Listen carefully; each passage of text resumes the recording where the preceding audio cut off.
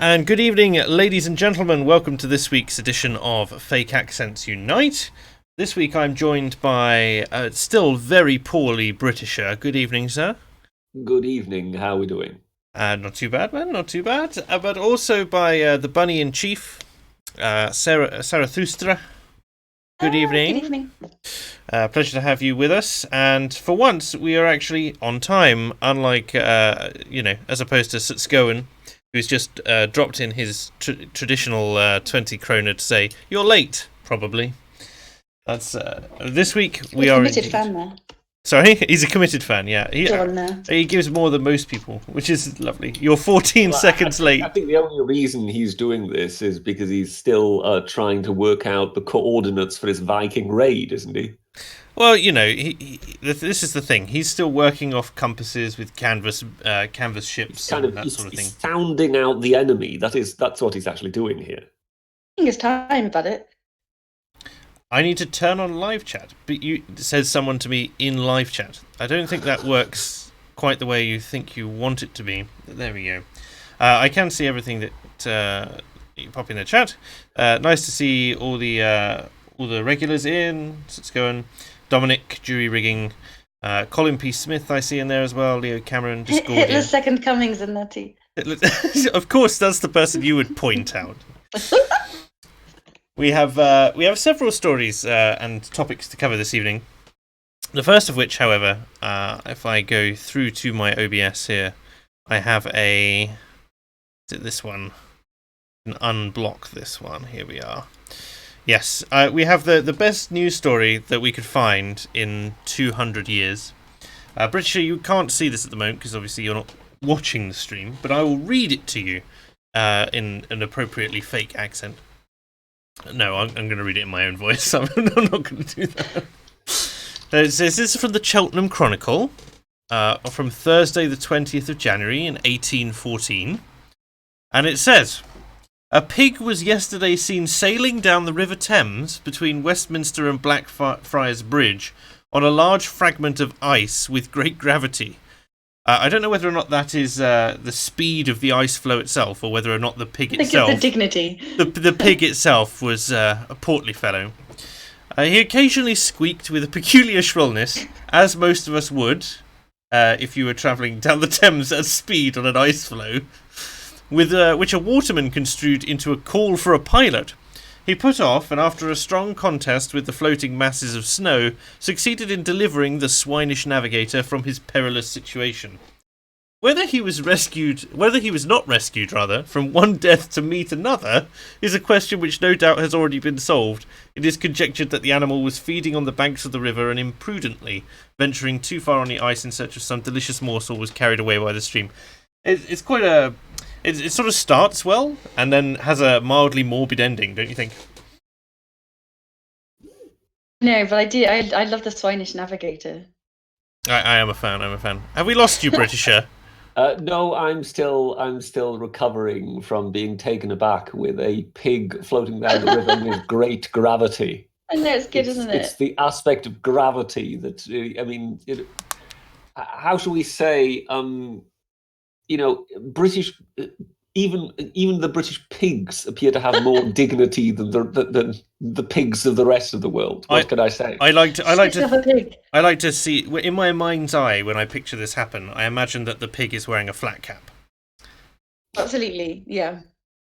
People are saying live chat isn't visible on screen. Oh, because I put the thingy what's it up. So yeah, live chat should be visible. I mean, I can see it on both mine and the live feed and all sorts. So, I think it's because it's covered by your present article. Not anymore. I have removed it. Well, you should do a look at a news story every week. For this date 100 years ago or something.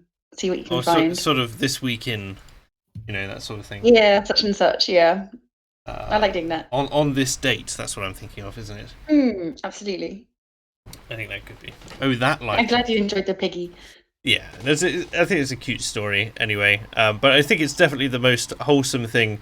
But I like that it at the end it just has this thing about whether or not the pig either is going to fall in the river again or whether or not it's off to the abattoir next. It's just kind of a bit like... It's a peculiarly British story, isn't it? It is. Even for 1814. Even with the sort of the reaction of the boatman, you know, that sort of thing. I love it. Oh, go on. I was reading about when the Thames used to freeze, they had the frost fairs, or they used to call it, and this is one I found from it. But another one was where are we? Apparently, a polar bear once got, because the King of Norway in 1252 gave Henry III a polar bear because that's what monarchs did back then. Apparently, they did what? They apparently he put a strap on and a chain around the polar bear to send them into the river to look for fish, and then it just got loose. What? Yeah, you should read Peter Ackroyd's London. It's full of little gems like this. That reminds me of what was the drugs lord called in Colombia? Escobar. Was it Escobar, wasn't it? Yeah, Pablo Escobar. There's a new one as well, isn't there? Who's there was the grand tour that Jeremy Clarkson does now that he's no longer doing Top Gear. Yeah.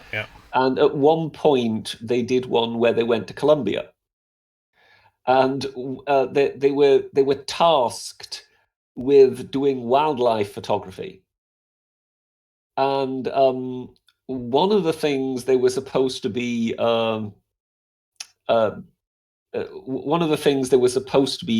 taking photographs of were hippopotamuses. And they were all kind of looking at each other going, well, but hippopotamuses aren't native to South America. How would we do wildlife photography? And apparently Pablo Escobar had some hippopotamuses brought in for his own kind of park, if you know what I mean. And they long since have kind of, got out and grown wild. Oh yes, and they have their own sort of colony of hippopotami, don't they? And because it's not that dissimilar to their native African surroundings, they've prospered. It just reminds me of... Yeah, go on. This is just reminding me of Dante Rossetti.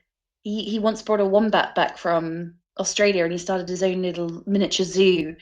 And he one of his most famous odes he wrote when the wombat died was this terrible elegy to a wombat. It's very amusing. An elegy to a wombat. He spent thousands making a mural of this wombat in his house in London. See if I can find a photo. Hang on. I like in the chat. JD has called them narco hippos, which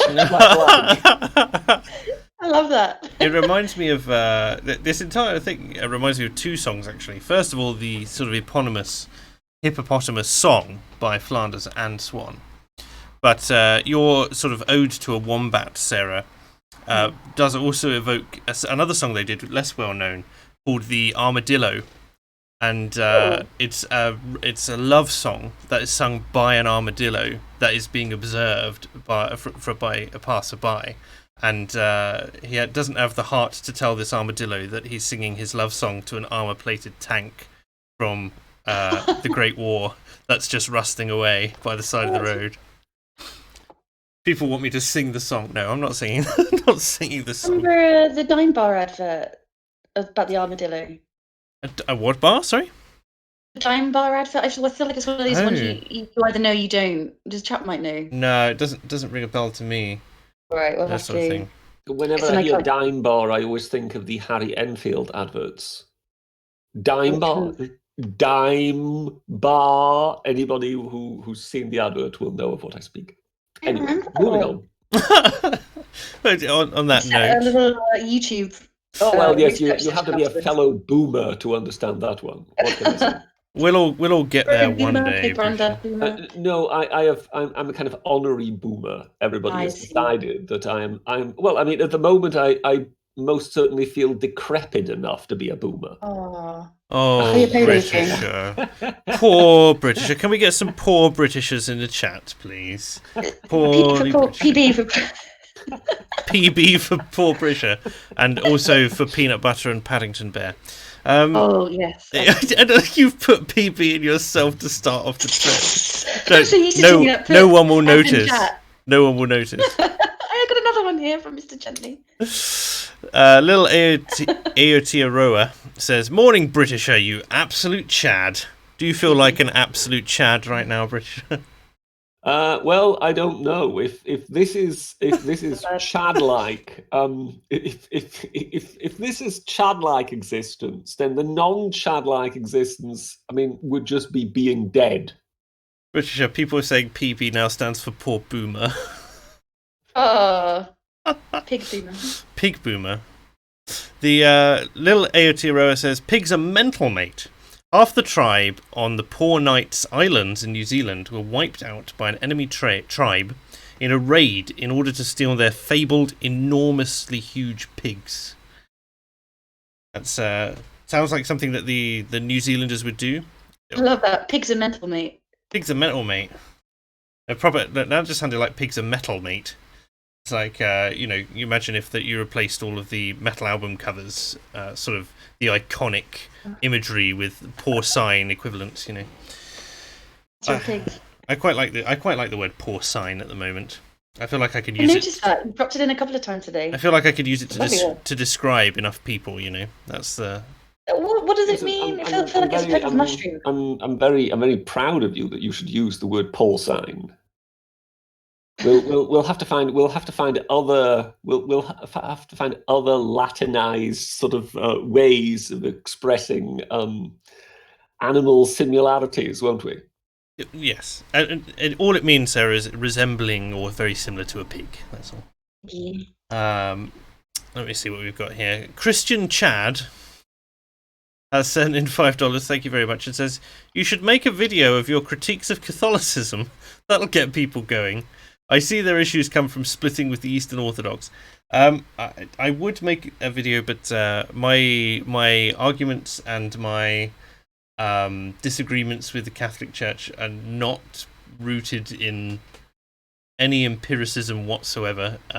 So it's I don't like getting into it. It's a topic very close to my heart, and maybe one day, but I'm not in a place where I could do it without being hideously biased and and find it quite upsetting, actually. There you go. Oh no. So yeah, you and I should talk about this later, Sarah, because I wrote this document and I just got so angry. Cry? I'm not going to cry now. No. Well, I mean, surely the main objection is pedos. Well, the only church. Well, I don't believe that paedophilia as such is part of the doctrine of Catholicism. I think it's. You wouldn't know. No, it's sort of like a perk of the job. That just You mean like it's an honorary perk? Absolutely. I don't. I think Sarah will back me up on this. That I don't believe paedophilia was any great part of Don Camillo. And demonetized. There we go. And yeah, but there are a lot of other mischievous things were. Oh, what was it? Well, I think his main mischief was tripping up socialists. This is very true. What did he call? What did he call the little baby? Shut up, you little Bolshevik. Oh, what? yes. Shut up, you little Bolshevik. That's after. Oh my gosh, British! I've just remembered. I found that is the one whom that's the newborn child of Pepone, whom he wants to, among various other names, name Lenin. And he refuses and tells him to get out of his church. Yeah. Lenin. I forgot that I found a northerner version of Don Camillo I meant to send you. It's like a Newcastle version. Let me see if I can find it. You'll love it. A Geordie version. Don Geordie. That's the word I was looking for. That's the word. Don Geordie. Don Camillo. I'll have to send it to you. I'll like it. Oh, okay. Oh yeah, my goodness! Right, whilst you do that, I am going to pop up this. Where is it? Window capture. Hopefully, there's that. This is the picture piece. Rossetti and the Wombat. Britisher, actually. Oh. I will link this in the stream chat, which will be just above. It's just above the streaming channel in Discord, so you can read along.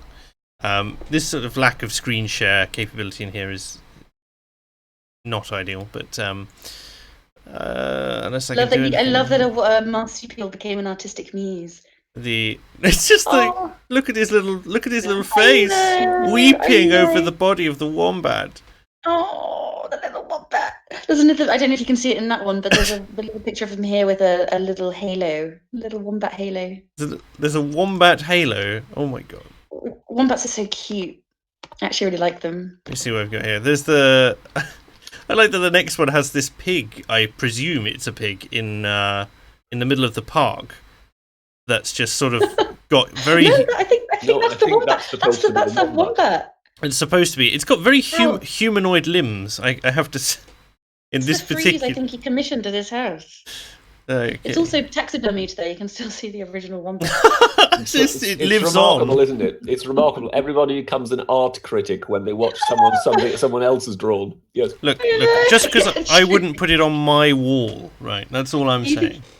No. Let me see what we've got here. When the Regent's Park Zoo threw open its gates to the public in 1847, Londoners flocked to the new attraction that brought to Victorian Britain a taste of the farthest flung reaches of the empire. I wish we had something which we could flock to today that brought a taste of the farthest flung reaches of the empire. That would be quite nice.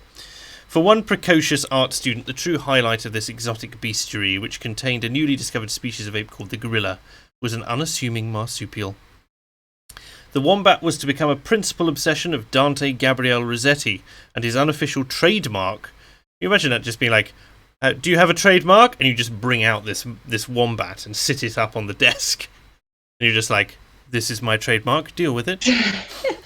He wrote cool. He wrote loving poems about the creature. It's like, when no woman can satisfy you, get a wombat. And he captured it in paint and pen. He bought two of them for £8. I don't know how much £8 was worth in 1847. But there we go. His academic agent when you need him. Let me see. He bought two of them for £8, added them to his menagerie, naming one of them Top after his rival in love, William Morris. The attraction apparently lay in the sheer absurdity of the beast and its funny-sounding name. The wombat is a joy, a triumph, a delight, a madness, Rossetti declared. And before long, his crowd of acolytes embraced the cult of the wombat as a badge of loyalty to their leader. Absolutely amazing. So, fake accents will now be represented by the wombat. We must now all get badges to wear to identify each other in public. Mark, have you seen I'm British. Have you seen the first taxidermied animal in Britain? Lion looked like. So when they tried to. So basically, they didn't quite know what it looked like, so they image of what it looked like. They used their imagination. If that's what you're saying. Is it an abomination? That's the question. Oh, give it a Google. Oh, I will have a look in a moment. I just I find it funny how you said that. That Dear Dante was, it kind of became his trademark, the fact that he had a wombat. Yes. Mm. There was, I don't know if you've ever heard of Charlemagne's trademark. Go on. He had a blanket that didn't burn. Oh, yes, that was right. Really? And he used to take great pleasure in throwing it on fire objects. He would basically throw it in the fireplace and it would put the fire out. And of course, everybody was absolutely amazed in the Middle Ages. Applause. Well, this is just it. These days, perhaps he doesn't seem quite as clever anymore as he did in his own time, because of course, the blanket was woven from pure asbestos. Yikes! It's just like it'll put the fire out, but it'll also give you cancer. Yeah, well, it will just kill everybody else. Yes, yeah, but it's like, did anyone survive these parties, or did he throw it on the fire and get out? It's an absolutely lethal party trick. Yes, amazing. Jumping back to our wombat friend, though.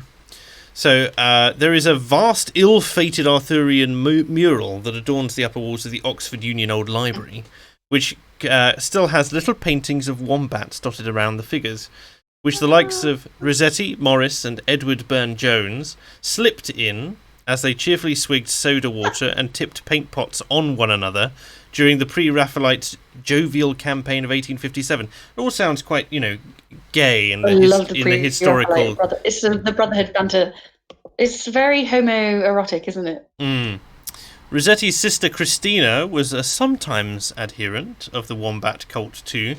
One makes a fleeting appearance in her epic poem Goblin Market, 1862. But here's the interesting thing. Rossetti also used wombats as a tool of seduction. Falling madly in love with Jane Morris, he caricatured her in the guise of a suffering pre-Raphaelite saint, with her husband depicted as a fuzzy wombat on a leash. So, it's just like, I'm not really sure if that's a tool of seduction. So he's just a put down. Sojourning in Scotland, Rossetti wrote to her with news of his latest purchase. Oh, how the family affections combat within this heart, and each hour flings a bomb at my burning soul. Neither from owl nor from bat can peace be gained until I clasp my wombat. Yes, he's really worked at rhyming wombat. It's the word clasp as well. It's like, are you talking about a wombat here, or is this just a really, really poor innuendo?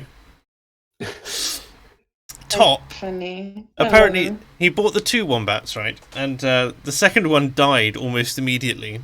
He was clasped too tightly. Too tightly. So Top, the first one, quickly became the focal point of his backyard bestiary. Visitors were amused to find the wombat followed them around the house.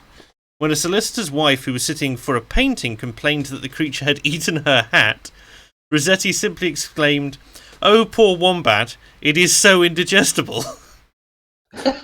Whistler told of the animal being brought to table with brandy and cigars, as Swinburne read from Walt Whitman's Leaves of Grass, 1855. Oh my God, I love this! This is so my scene. Sadly, however, Rossetti's animals usually lasted about as long as his attention span, and the wombat expired without premonition on 6th of November 1869, just months after its purchase, once more moving the great man to verse, "I never reared a young wombat to glad me with his pinhole eye, but when he was most sweet and fat, and tailless, he was sure to die."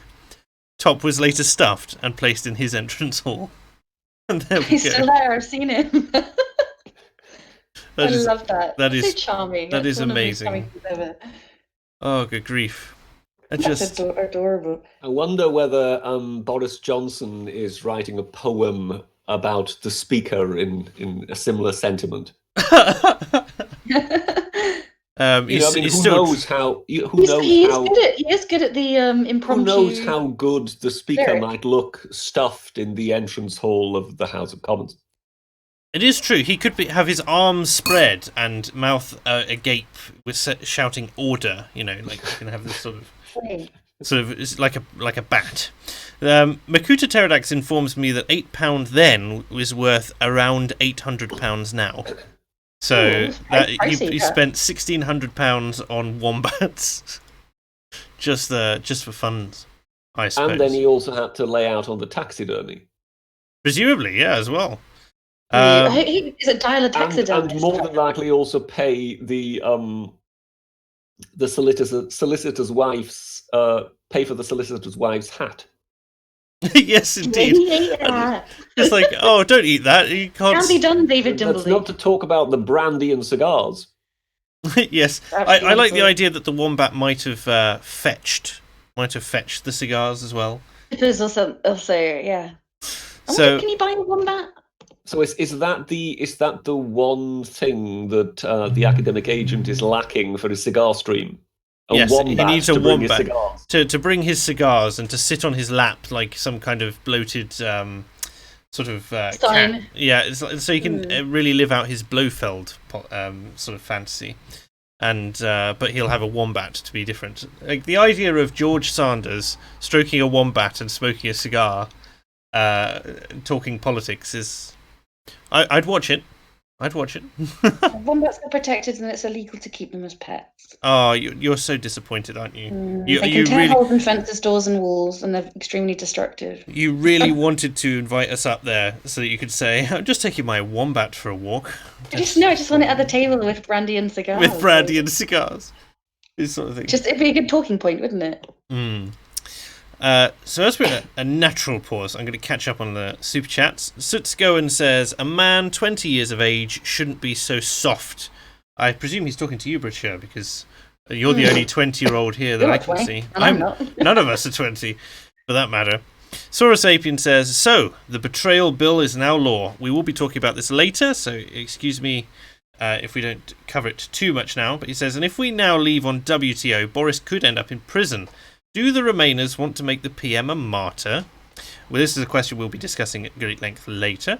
Binary Surfer says, Boris will cuck and bring back the deal without a backstop. Again, something we'll be discussing later. Lumberg says, Monday was tough work. The deportment of an ice rafting pig has cheered me up immensely. Well, I'm glad. Oh, I'm so glad. I'm so glad we could bring some joy to you. It was charming. Here's one for you, Sarah. Musta Pileri says, Sarah, your video about Nietzsche on socialists was amazing. More videos like that, please. Oh, thank you so much. Okay, no problem. It's very kind of you to say. Matthew Shaw says, thanks for entertaining me whilst in my pit in my block. HMS Sultan is not a nice place. How long were you in the RAF and what branch were you? I was only in the RAF for about 2 years. I was an air traffic control officer for the brief period that I wasn't in rehab recovering from my injury. So there we go. Gosport. Sorry? Oh, he's down in Gosport, yeah. Been down to Gosport, actually, but not for a couple of years. Hampshire, is it? It's not somewhere I particularly want to work. Do rub it in for the poor lad. It's got a bit of it's got a funny train network and a road system around Gosport. It's just a bit of a nightmare, really, to get around. Lil Aotearoa says, wombats are mental, mate. If they were human, they would be Florida men. I need to clearly expand my knowledge of how wombats work. When I went to Australia a couple of years ago, they're obsessed with the platypus over there, and they didn't believe that it was real. Well, the first one brought back to the UK. Yes, everyone thought it was a hoax. Oh yes, they thought it was like. Well, you have to remember, we are a nation which did make a habit of doing things like creating cockatrices and that sort of thing. You know, back in the Victorian era, to make interesting meals. So when they bring it back and they say, "Oh, it's like a beaver, but like also like a duck, and it lays eggs," you say, "Did you really not just sew that on its face?" I mean, come on. I could see that. Let me just do this last one. So Panama Hat says, clearly British's illness is due to Teabag's roasting of you all. Yes, Teabag made a video taking down the academic agent and making fun of the whole lot of us, especially those of us who voted Remain. It's like doing his last Leave Focus stream, focus 4 guests who all voted Remain in the referendum, and that was all of us minus Binary Surfer. That was quite funny. Did Binary vote Remain as well? I don't know. I think he voted Leave, to be honest. So that was that. Well, you know, there's one interesting thing that occurred to me today. That is, while I was lying comatose on the sofa, I watched some television, and the BBC for once actually had a film on in the afternoon, which really took me by surprise. Because I mean, these days, when do they ever show films? And the film was The Life and Death of Colonel Blimp, and I'd never seen that film before. So I took quite a bit of interest in watching this, and the Colonel Blimp character actually has a different name in the actual film itself. But yes, he is the Colonel Blimp character, if you know what I mean. And clearly, you could tell that Dad's Army had taken quite a bit of inspiration from said movie. But what was better, his Batman, the guy who was driving him around, who then becomes kind of his butler when he gets back from the First World War, is played by John Laurie. Okay. The chap who plays Private Fraser. Oh, right. And it is that Colonel Blimp who then, once the army doesn't need him, is kind of inspired to be the lead man behind the Home Guard. And who joins the Home Guard the John Laurie character. Huh. So Oh. this actor who at a much younger age played a guy who joins the Home Guard under Colonel Blimp, in much older age plays in Dad's army under Captain Mannering, who is You've cut out there, Colonel Bridget. Blimp attitude. You cut out for a second there, Bridget. Just repeat that last bit. Well, as I say, John Laurie then, in much older age, plays somebody who's in the Home Guard under Captain Mannering, who is always referring to a Colonel Blimp attitude. Because Captain Mannering is always kind of making out that he's the modern leader, whereas everybody else who has different ideas is showing an unflexible Colonel Blimp attitude. Which is kind of remarkable that they have the very same actor in both things. That is a nice touch, isn't it? You know, I need to go back and watch it all again. To be honest, you know. Oh, the life and death of Colonel Blimp is I think it's a charming film. As I say, I've never seen it before, and it starts with some sort of manoeuvres at the beginning. You know, they're doing an exercise, and Colonel Blimp, he is the chap who's in charge of the Home Guard, and he's seen as the old fuddy-duddy. And they open like that so that you get the idea of this is the guy who's the old fuddy-duddy, who's, past it, if you know what I mean. Yeah. And then, from that position, they then flash back to him in his youth. So, in a way, first they lead you to think, oh, good God, isn't this a painful old bumpkin, if you know what I mean? Yeah. Then they take you back to his youth, and then you go through his life. And then eventually you end up at the same point at which you started out at the film, but now you look at him differently because now you actually know him. So, in a strange way, they change your mind. It's a sort of beautifully little sort of done little exercise, if you know what I mean. Here is this person, don't we all think he's ludicrous? And then you tell his story. And by the end of the story, you actually think, no, he's not ludicrous, he's actually quite marvellous. That's nice. I like that, you know, sort of, it's almost redemptive, you know. Yes, precisely. I do have to just interrupt you, though. I have neglected the Streamlabs chat, and there's two more which have come through on there. So, and for those of you who don't know, there's a link in the description. You can donate to us via Streamlabs. Your message still gets read out, but I keep 98% of the revenue as opposed to 70%. So there's that. The Harry Channel donated $10 and says, Bercow looks like he's cutting his own hair lately. Probably time for him to retire and get himself sorted out. Mog can probably recommend a good barber. No, I think perhaps he's taken his inspiration from the Prime Minister. Oh, naturally, who himself has apparently taken his inspiration from across the pond. But I think Boris was doing it first. I like to think, anyway.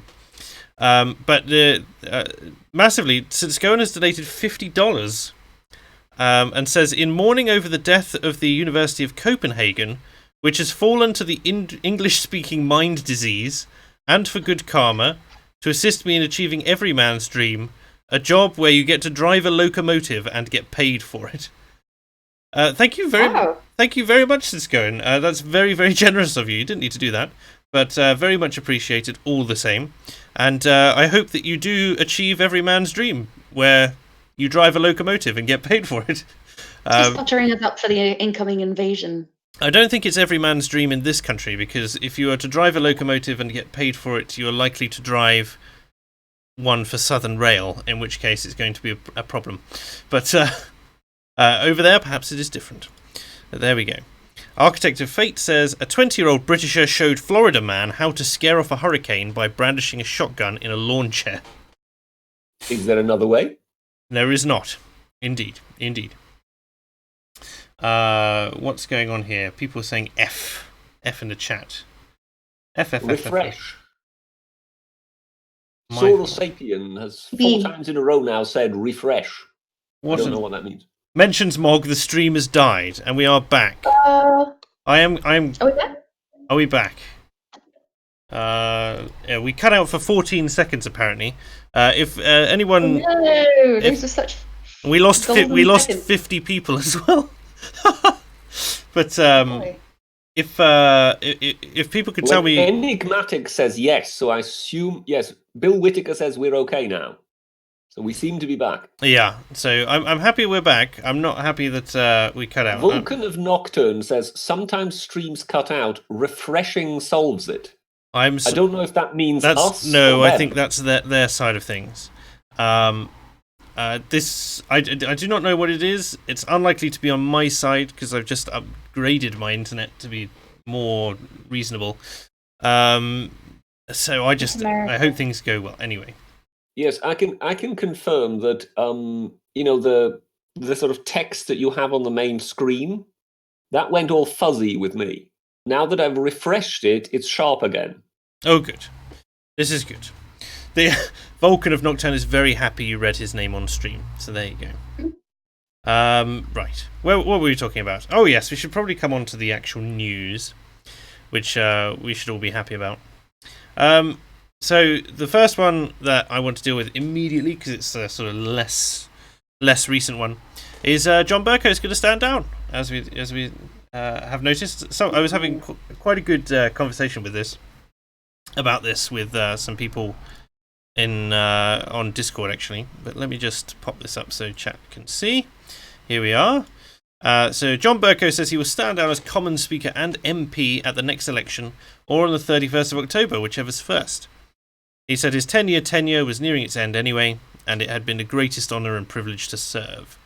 If there was no early election, he said the 31st of October would be the least disruptive and most democratic date.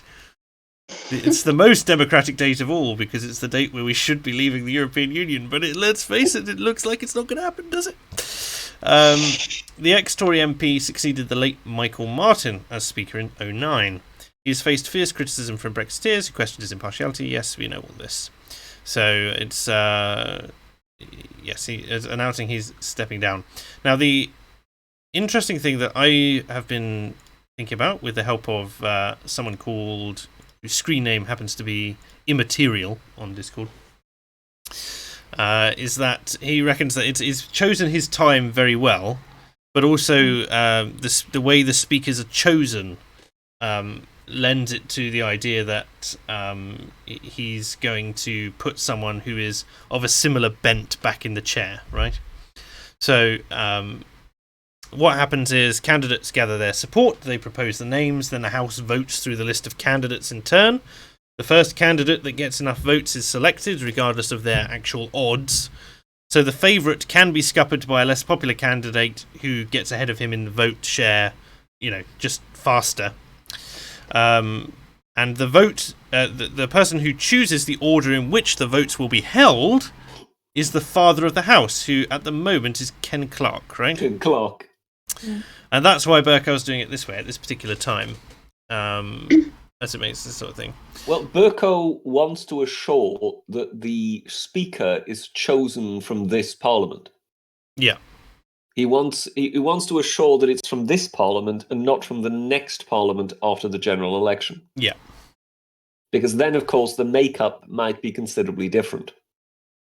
Yeah, definitely. The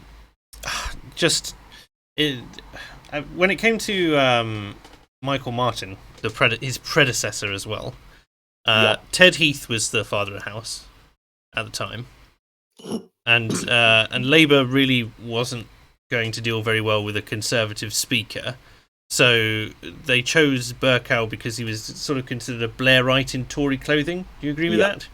And and at the moment, I see the outcome from this being probably either we were reckoning either a Labour woman, possibly even a Liberal Democrat, and certainly pro-Remain.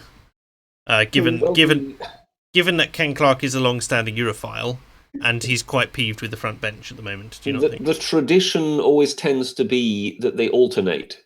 It used to be, but Martin broke that tradition because he was Labour, elected after Betty Boothroyd, who was also Labour. Okay, yep. So that was that. So you kind of had two Labour and then Blairite Bercow Yeah. Which is after yeah. that. But Martin, I mean, Boothroyd was actually quite widely respected, I believe. Martin was seen as a bit of a busted flush. Right. And Bercow has been seen as much too political. Yeah, he what was it the Jacob Rees-Mogg was saying the other day when he gave his opinion or something, and Mogg basically said, "Well, if we wanted your opinion, we'd have asked for it. You shouldn't be giving it." Oh, I mean, when it comes to it, you can sort of somebody today, I think it was a Tory MP when asked on the BBC, sort of said he is supposed to be the referee and kind of stand aside. Yeah. But at times, this seems to be a referee who once in a while likes to abandon his refereeing position and kick the ball about. Yeah. And yeah, I think that's the best way, perhaps, of summarising Bercow. That he clearly is a Remainer in this game, and he's made no bones about that either. Yeah, and he's kind of failed to keep that under control. And I think I don't think history will necessarily sort of see him as, even if the Remainer side would win in history, I still think that one would expect of him to have been more neutral, if you know what I mean. And in that regard, yes, I think he's been too partisan. I think, given that his general stance has always been to be almost more of an entertainer as well than anything else, it's all about the jabs and the jibes and everything else, he's right? enjoyed them too, yeah. So I think that people will have a short memory for this part of his sort of career, his stepping down and his Remainer sort of bias, as it were, given that we've had such a colourful cast of characters who've come through the Commons anyway. A colourful cast of characters who've come through the Commons. Basically, I think he's going to be remembered more for the guy who could entertainingly say order over and over again than he will be for this decision. I'm not sure. I think when it comes to things with speakers of the past, you had the feeling that if a difficult question came up, they would sit down and literally be asking themselves, on which side do I find, in favour of which side do I find, and what are the arguments for and against. Whereas with Bercow, when it came to with these Brexit questions, you had the feeling that he was thinking to himself, I want to come down on this side. Now, how do I argue that? Right. Do you understand what I mean? And therefore, I really don't think that he has been a particularly good speaker in that regard. No, I would agree with that. The people in chat saying Bercow will only be Bill Whitaker saying historically Bercow will only be remembered for having a hot wife, and I'm just thinking, yeah, one who got he got cucked by his cousin. Really? Do you not remember this? No. Alan Bercow.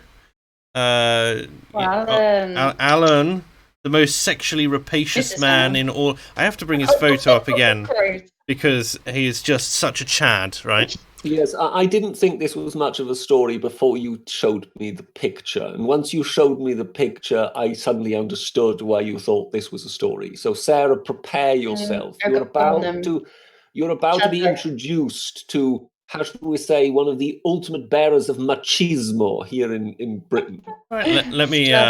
sort of, liquid testosterone. Pure super male vitality, right? Here he is. It should be popping up for you on the stream any second now. But basically, this Chad cucked Alan Bercow. Alan Bercow cucked John Bercow. So, and what's worse?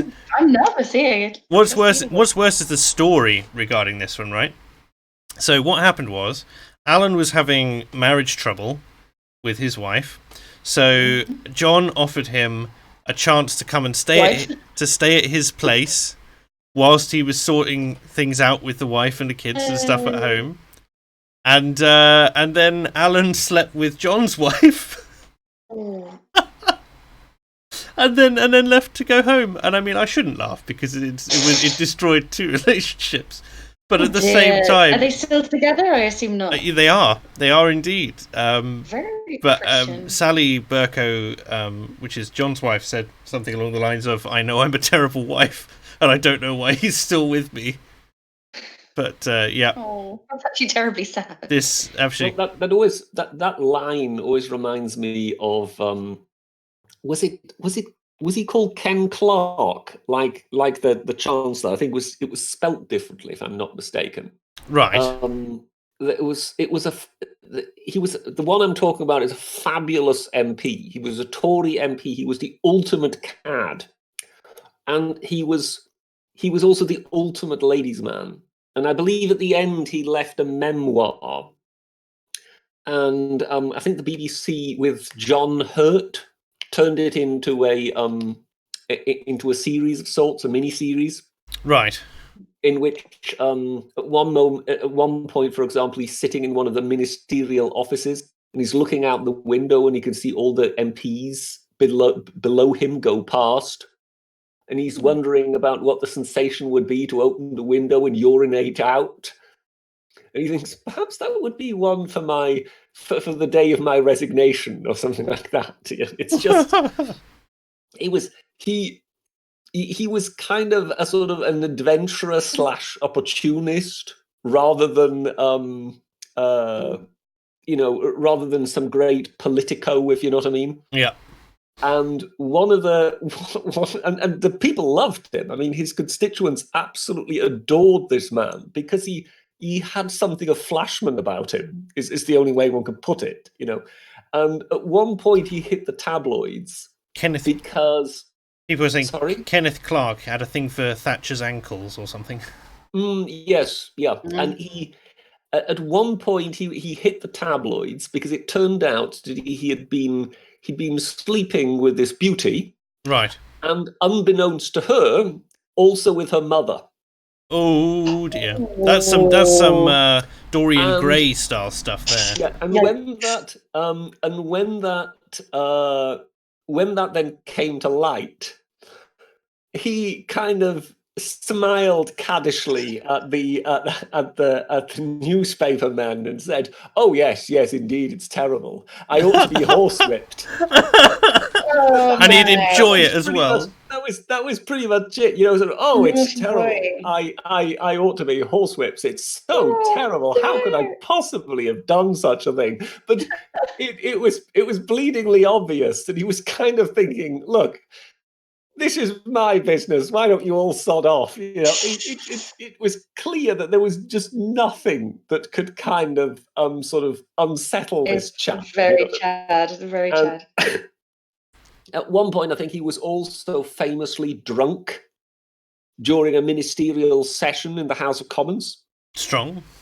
Where, yeah, I think he once again, I think he was, I don't know whether this was under Thatcher or under Major, that he was a Tory minister and he had to come in and obviously do his ministerial bit, if you know what I mean, at the dispatch box. And he had somewhat a liquid lunch. And he was clearly plastered. But somehow he kind of got through it with, of course, the Labour side doing this kind of, complete indignation. Oh, this is terrible. How dare he and whatever. With all the Tories behind him kind of smirking as in, oh, here he is, Oh, what's he done this week? Precisely. But that was the nature of the guy. And it was something to behold. He was truly one of the last great characters in Parliament, I believe. Amazing! Wow, that was some tangent that we've got. It's like, and in the chat, they're saying it's Alan Clark. Oh, must be Alan. That could well be. I was getting away with Ken Clark from Civilization. I'm all over it. Mark, that was liquid testosterone. That Alan Bercow, yeah. He is just pure super male vitality. The one. Oh, wow. The one man that you need to watch out. He's just walking down, walking up by your brother. But when your brother's a total minger, it's a double whammy, I suppose. It's like total He just walks down Fleet Street, and the ladies all, they swoon. They swoon, and this thing. It's clearly he's wearing braces or something like that. Into the traffic. Am I wearing braces right now? No, I'm not. No, I didn't ask that. I didn't. I said, did you buy them? Not yet. They're on my list. I'm gonna twist it so I've asked what you're wearing. Binary Surfer says someone get a mop for Sarah. As Sarah recovers from the shock of all this testosterone, I'll just go and get myself another cup of tea. I'll be right back. All right. We'll see you in a moment. Whilst Britisher is away, how shall we defame him? He's defamed himself. He's defamed himself. Binary, you have a mouth like a cistern, really. That's all I'm saying. Like a sewer. But yes, you need to get yourself a mop, Sarah. Do please excuse yourself. It's fine. We won't be embarrassed for you. We understand. He has a body that can make men wet. I was just thinking how this is really sorry. A real cutie. Sorry, say again. Sometimes you're just in a mood to see like some real eye candy. Is that you? You want someone to stare at, just to. I mean, other than Alan, but are you going to have posters of him now on your wall? Like you'll be sitting at your desk at work, and it'll just be like one of those. That. I don't know if it's an Amazon. One of those little wooden photo frames, with a nice sort of oak wood finish. It's just a picture of Alan Bercow walking down the road.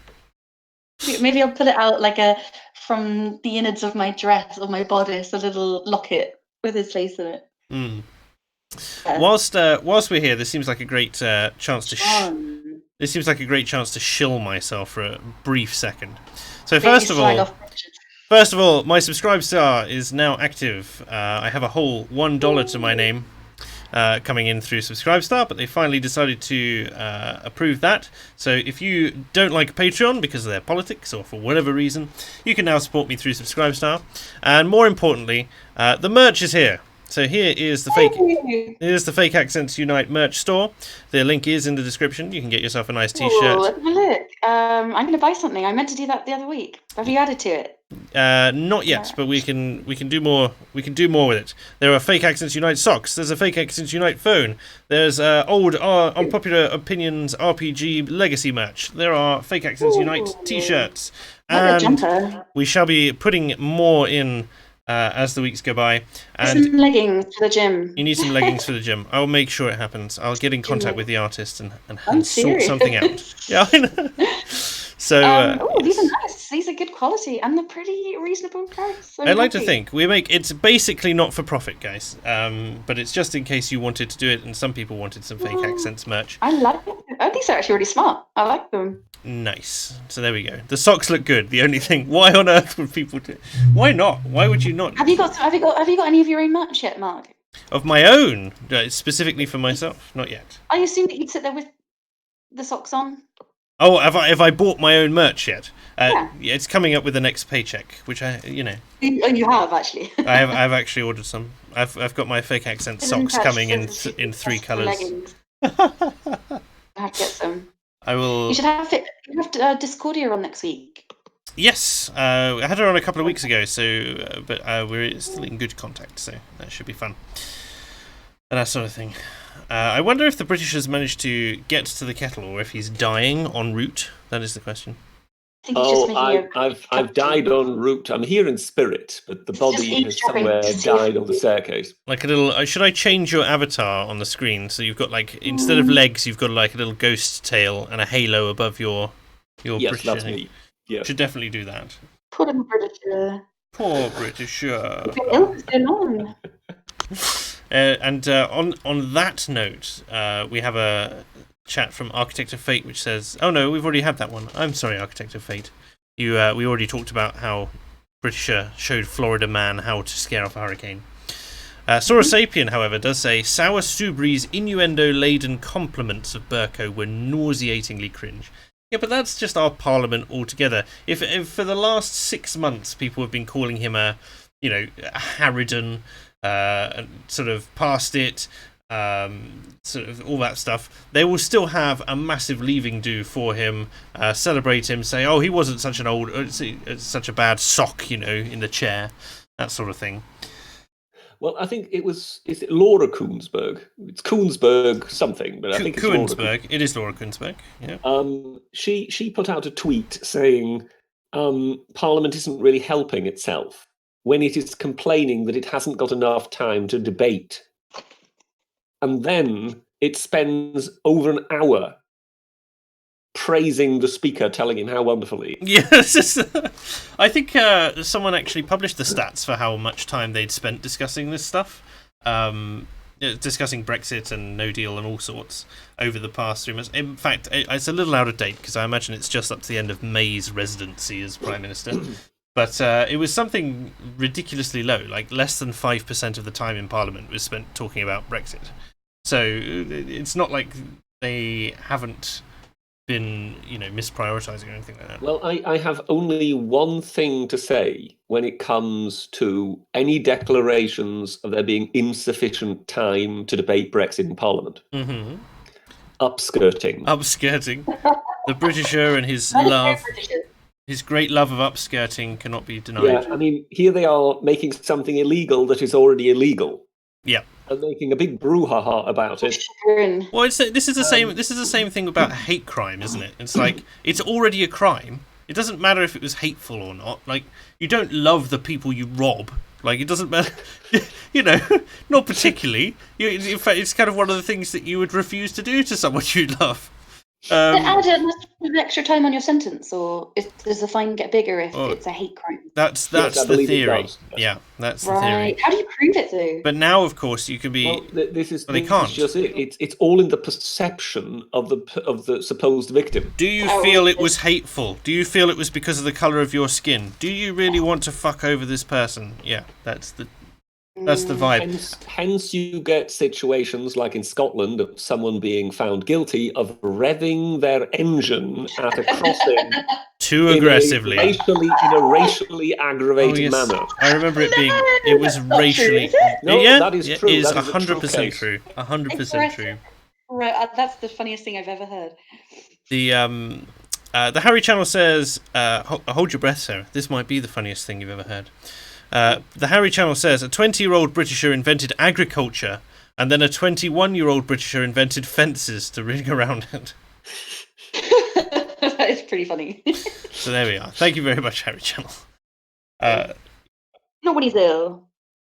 Well, I mean, I was the chap who looked at the various seeds and decided which ones would be suitable for planting. Yes. One for sowing. Yeah. I mean, actually, I remember there was. I don't remember the actual title of the book anymore, but there was something I sort of read. It was kind of much sort of big picture history, if you know what I mean. That kind of looked at sort of the whole thing right from the beginning, and it made a very good point, and that was that around the Mediterranean basin are to be found the most. The greatest variety of plants that can be turned into staple foods. And that therefore it seemed almost inevitable that it would be in that location that civilization would arise, because they had the greatest chance of actually coming up with something with which they could feed the masses. Mm-hmm. And it kind of looked at the sort of how many other variants of staple foods there actually are in other parts of the world. And the next most lavish one would be China. And in a way, the poorest one, I think, was sub-Saharan Africa and Australia. So even in South America, you had potatoes and maize. So you would have something with which you could kind of start out, if you know what I mean. Whereas in Africa, you're really struggling. They didn't have wheat, they didn't have maize, they didn't have potatoes, they didn't have until you brought them across. Of course, Yes. So no, when you look at that, you suddenly realise that, yes, to a certain extent, whenever people are sort of trying to come up with all sorts of hypotheses as to why did what start where, yes, that part of the world that had the greatest chance of finding plants with which they would be able to kind of settle down, what was sort of the Eastern Mediterranean. There is a whole host of people, actually, interestingly, on this idea of plant scarcity, who are very upset in historically accurate films, especially depictions of Britain, but also parts of Western and parts of Europe, where they have potatoes in the medieval period, or where the mob throws tomatoes. It's like, yes, and you're going. There's a distinct lack of turnip here, and far too many foreign products. It's not something. Yes, there's nothing like a Roman or medieval throwing rotten tomatoes at whatever leader they disapprove of. And that sort of thing. Especially, and they're the wrong colour. Let's not mention the fact that they're the wrong colour. Just baked potato in the Middle Ages has never been heard of. Never been heard of. Let me see what we've got here. So, moving back to Brexit.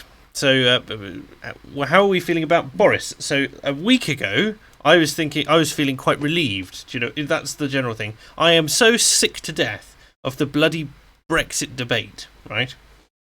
That I just want it to be over with. I want it to be done. I want us to, them to get on with all the negotiations that have to be done in the wake of Brexit. I don't want there to be this argument going up.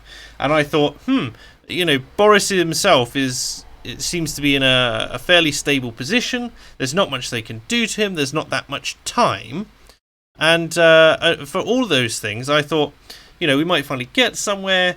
At present, I think that we're going to march towards the leaving date with less than a week to go. What I suspect will happen is the EU will reveal, because at the moment it's hard on, there will be no extension, right? I think it's going to reveal, it will capitulate. It's an act of good faith to us, and because we've been such a good partner over the years, it will capitulate to the extension. Boris is not going to risk prison to enact no deal, no matter how much he claims to be personally convicted by this. I think there are some things that he will not go to. Nor do I think it may do any good. I think they would arrest him then snap another leader in there, and we'd be in exactly the same place anyway. So I think we'll certainly still be battling through until January now, and I doubt the water will become clearer in that time frame either. So it's a case of who gets more frustrated first, or another referendum will be called. So seeing as the EU would push for a second referendum, that's the thing which Verhofstadt said that they would be amenable to, I think, or Macron at some point. That's what I think is going to happen. And the only thing that I can think of which would ruin this is if, one of the member states objects to the extension being granted, because all it takes is one under their own law. There's not much they can do. Well, I say that they're fairly malleable with their own laws anyway, but if one country objects, we don't get the extension. And this is the thing with this new law that's come in. So I think, in fact, before I get onto that, the reason I would say that the reason I think it's more likely that none of the states would object is because basically the France and Germany will be swinging their weight around. And I think that the impact of the second largest economy in the Union leaving is quite large, especially to the smaller members of the Union, and they may be voting to avoid the added EU pressure down the line, financially, because they're going to have to start drawing more money from their members. Perhaps the members who are not giving their required legal contributions to the EU, who are being propped up by us at the moment, I think they're going to be more inclined to vote to give us an extension as opposed to principally, because they wouldn't be able to take increased economic strain on their own countries and that sort of thing. But yeah, any thoughts on that before I move on to the article that I'm going to? I agree. That's good. I'm so weary, well weary of Brexit, but you make sense. When it comes to it, we have absolutely no idea what the game plan is for the Boris Johnson side. I mean, at the moment, there are all sorts of wild theories going around. I think it was in the Express or the Telegraph, I read an article in which they said he may actually send 2 letters. Right. So he could send the letter that he has to send, as in, I hereby, on behalf of the United Kingdom, request an extension. So he's done what they've bid him to do, and they can't ask anything else. But then he could also send the second letter, in which he says, as the Prime Minister of this country, I wish to make it absolutely clear that we have absolutely no intention of going on any further. So whatever you do, don't grant this because we don't want it. Yeah. At the same time, there is the question of whether Britain could actually use her veto. So we could request something and then veto it ourselves. Yeah. Again, I'm not sure, whether that is procedurally possible with the EU, and it also would be questionable whether that is legally possible, because as such, he would be expected to offer it in good faith, and he is actually by law required to accept it. Yeah, because they've put a bit in the bill in which even if the EU offers a later date, and that's the one I'm suspicious of, if the EU offers a later date, he must accept it unless Parliament says otherwise. Says otherwise in the space of 2 days. Because France is Macron said, as chat mentions, that France want a 2-year extension. I don't think we'll go quite that far, but that's what they want. Well, but that's just it. I mean, what could you do if something like that happens? Then as far as our side is concerned, when it comes to Parliament, we would have a Remain Parliament, which, I mean, why would they say no? Yeah. You would have a government that had been completely sidelined and wouldn't be able to say no, other than by a veto, but whether they're actually legally entitled to use that is a question. Brisha, am I going to have to use my position in London here and basically start assassinating members of Parliament? I don't really want to have to do that. No, I think that you should. I think that you should instead go on a goodwill tour around Europe, because I believe they're all I believe they're all still quite susceptible to Russian folk songs.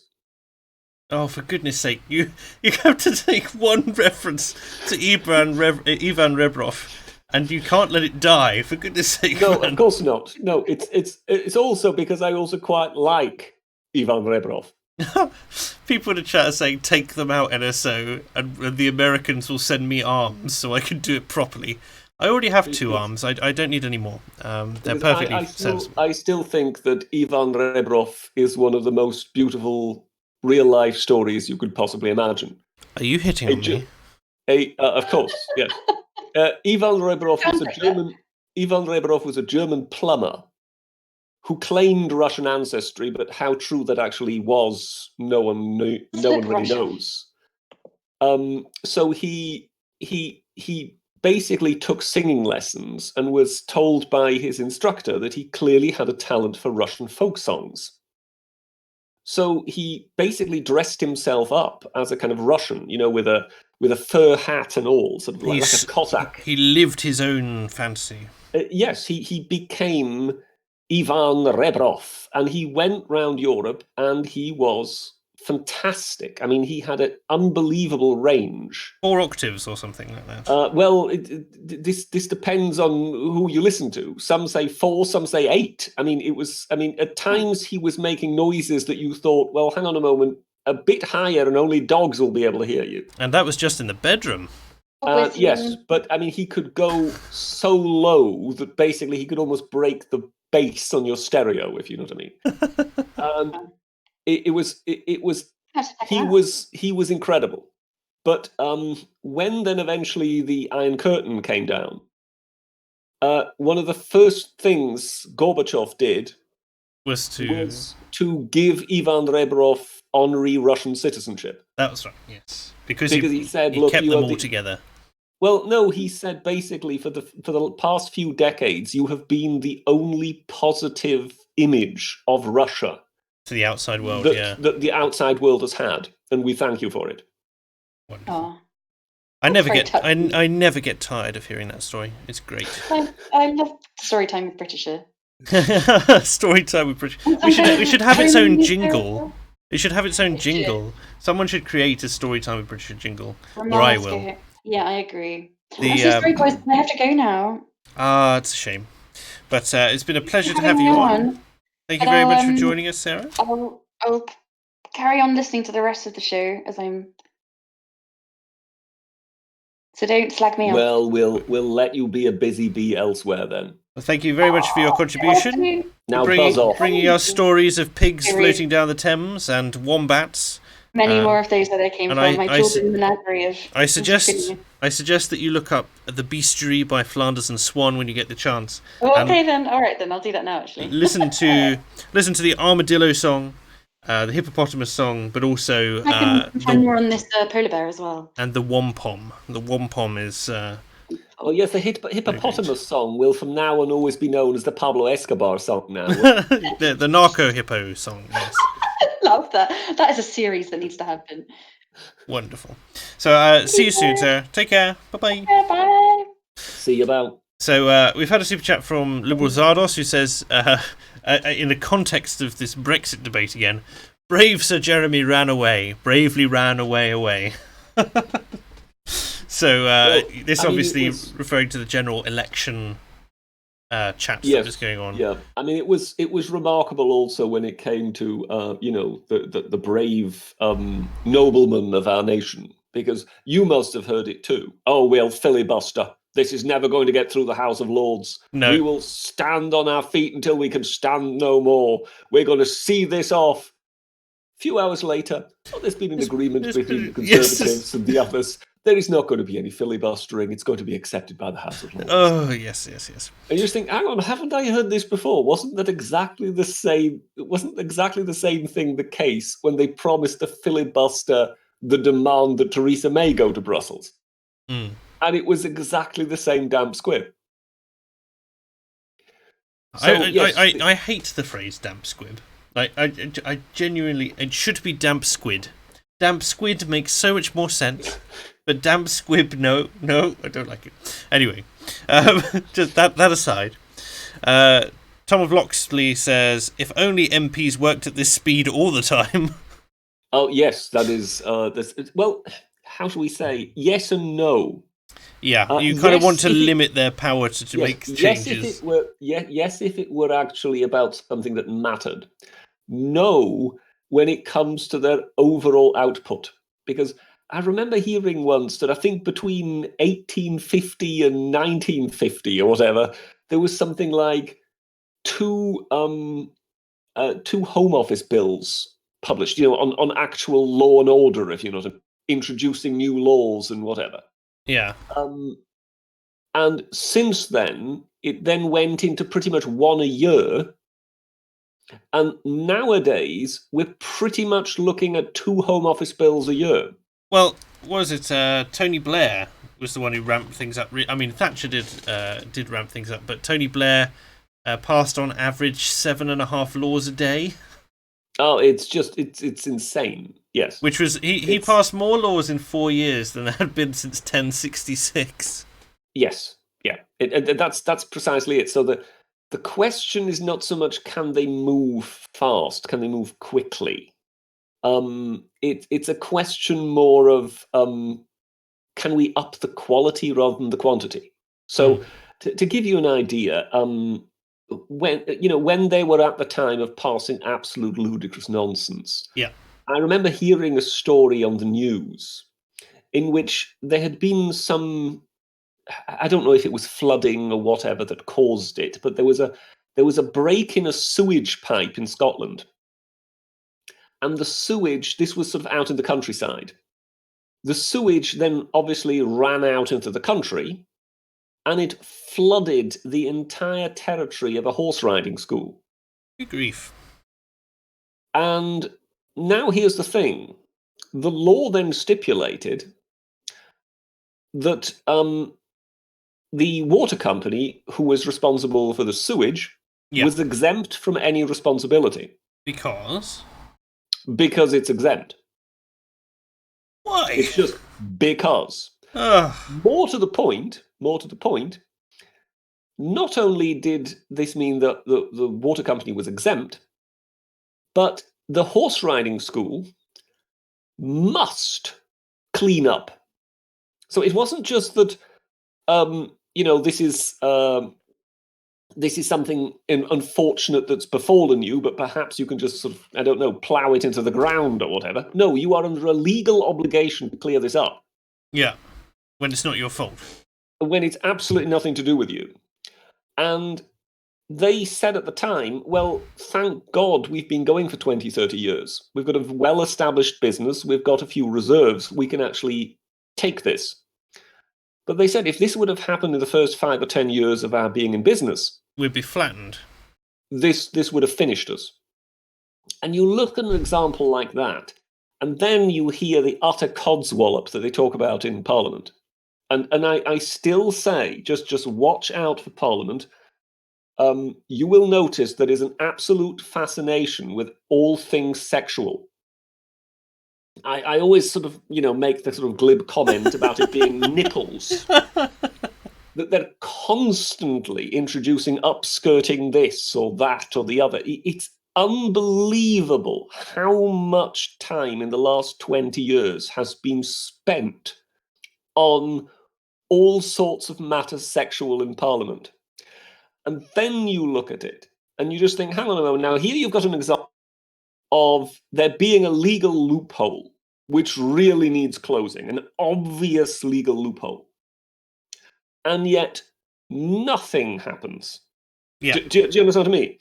And you've got the feeling, clearly here is an MP who has been told about this and has been told to bring this to the attention of government and Parliament, and nothing has happened.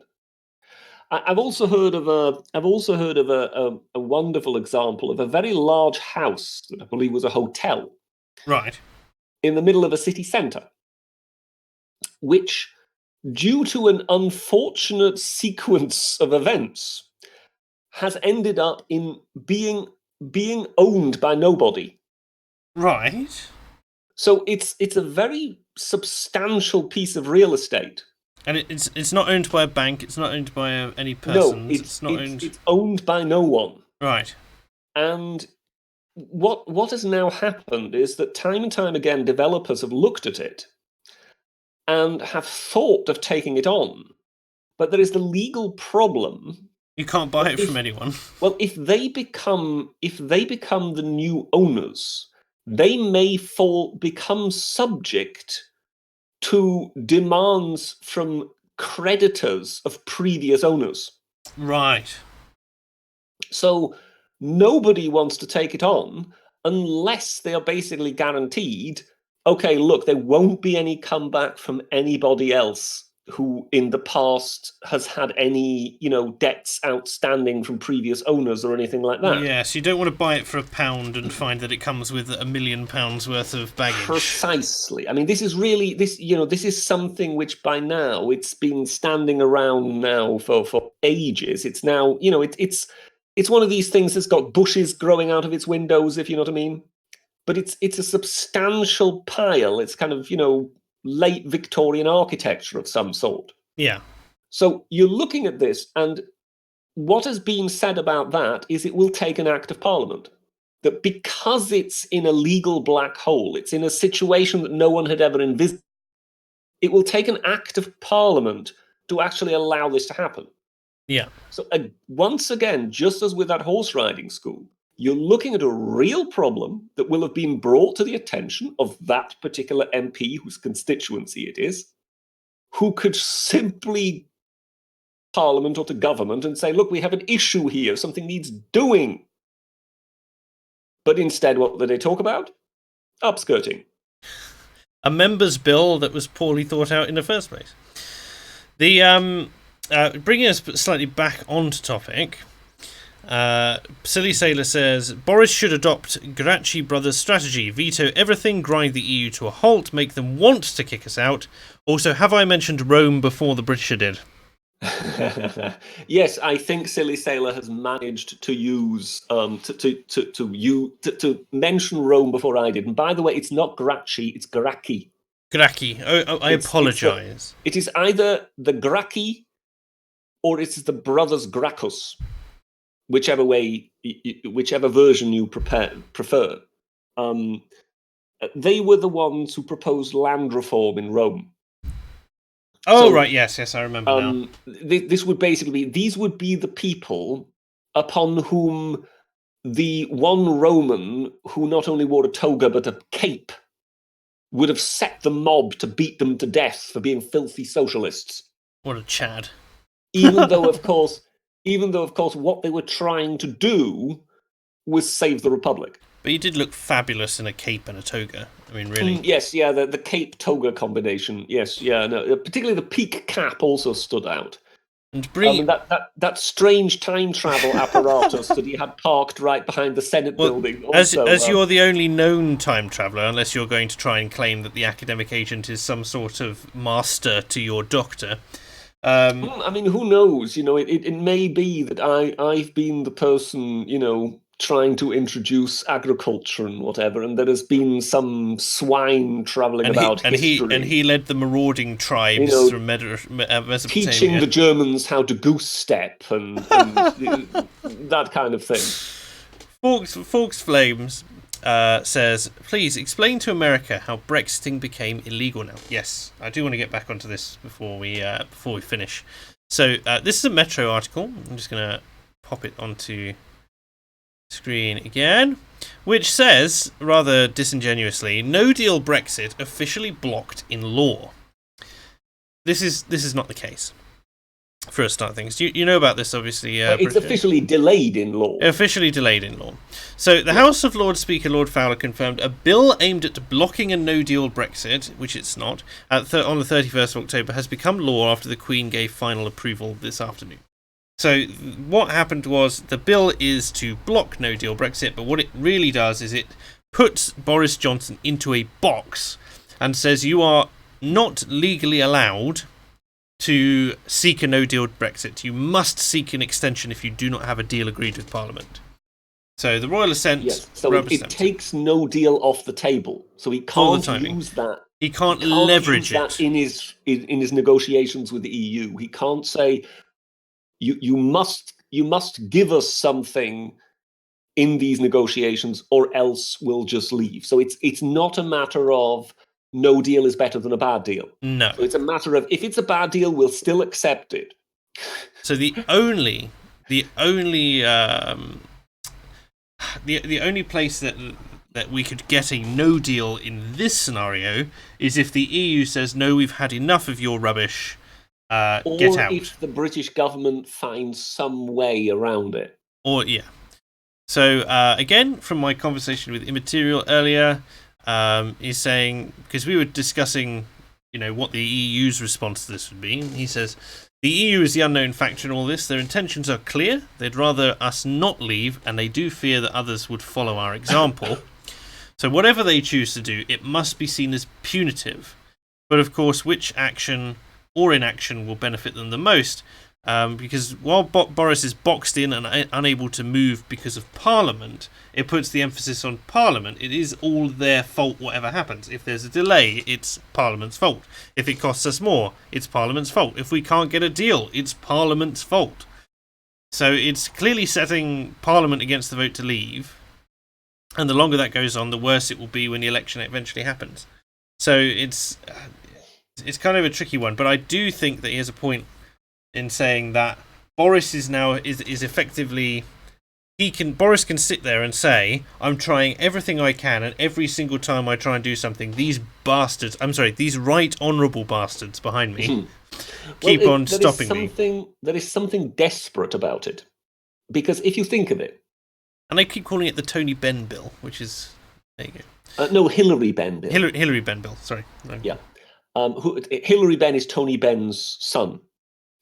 And he chose the name Hillary. Yes. When it comes to this whole procedure by Parliament, there is something desperate about it. Because you have to think of it like this. One of the things that was always pointed out during the no deal debate was, what are you delaying this for? Yeah. I mean, if you're delaying this by 3 months, what are you actually hoping may happen in the 3 months thereafter? Yeah. As in, what actually do you see happening? I mean, the EU will still continue to say we're not going to renegotiate. So you're still not going to accept the Theresa May's deal.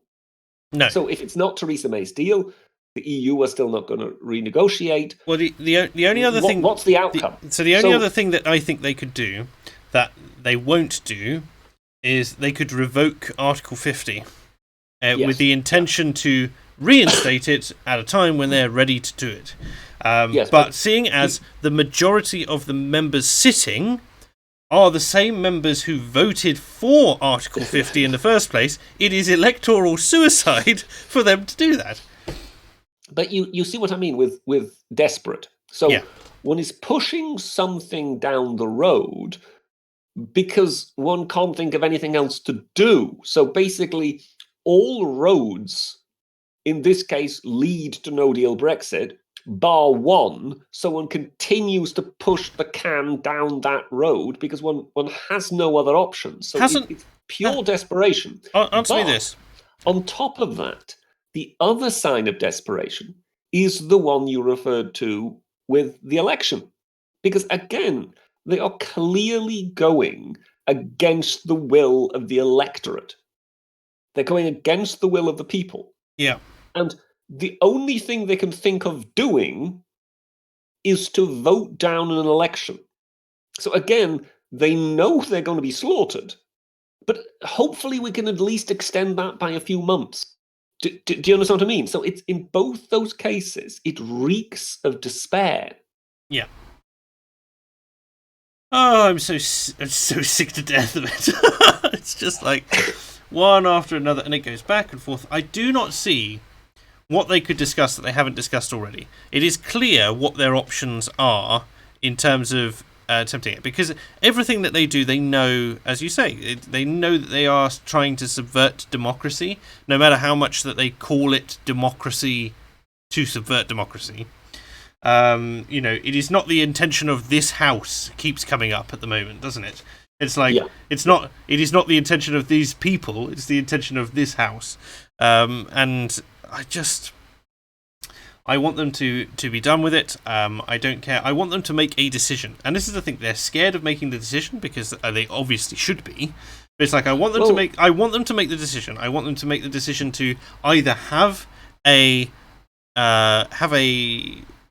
second referendum or go for the Parliament is doing this now and the vote be damned, right?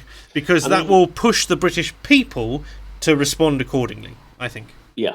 I mean, I don't know whether you saw that tweet I put out once where I said that I think the opposition to Brexit consists, in Parliament, consists of two parties. One is the party that simply just doesn't want to split with Europe. Yeah. The other, I think, are those MPs who don't want to really bear any substantial responsibility for anything. Yeah. This has been my argument from the beginning. As long as they can cruise along without really ever having to bear responsibility for anything significant, they're quite happy being MPs like that. But the moment you put something historic into their laps and you say, you must now put your name to this either way, then they suddenly have that bead of cold sweat running down their spine and they're going, oh, I'm not sure about this. So in a way, I think there must be a certain element of MP that is just simply trying to dodge responsibility this way or that way, if you know what I mean. Well, every single time, like, the EU is such a convenient scapegoat. Aside from the fact that it is it's almost guaranteed employment once you finish, doing your local government and that sort of thing. It is and it's something which you could say, oh well, EU directive says this, EU directive says that, therefore that it's not our fault, guys, it's the EU directive. Whereas you put it all on yourself. This is why I didn't understand when I was first realizing leave was the appropriate position that I wanted to take.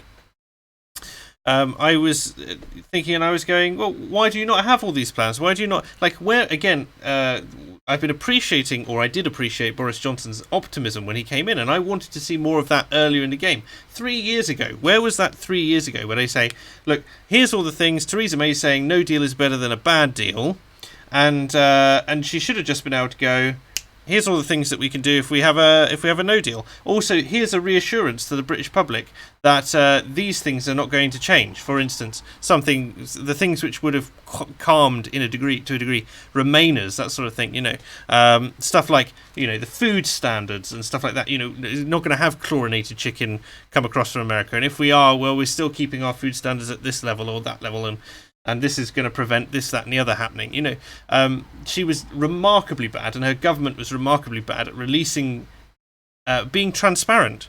But that was clear even to her own party members, because she refused to allow anyone to have any idea on the process except herself and her Brexit secretary. It's just infuriating.